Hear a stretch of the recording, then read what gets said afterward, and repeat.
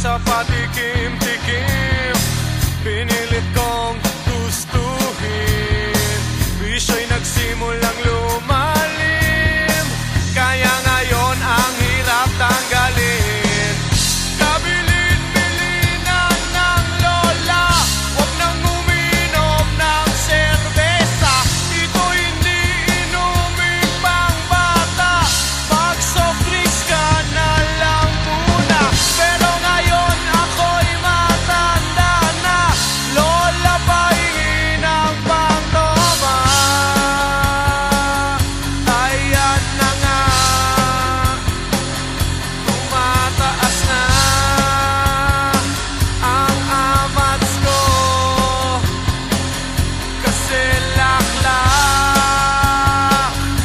maghapon magdamag.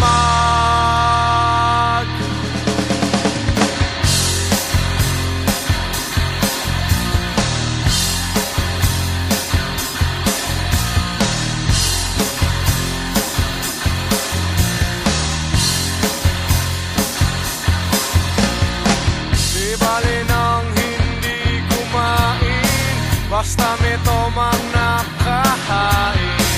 Ang sabi ng lasenggo sa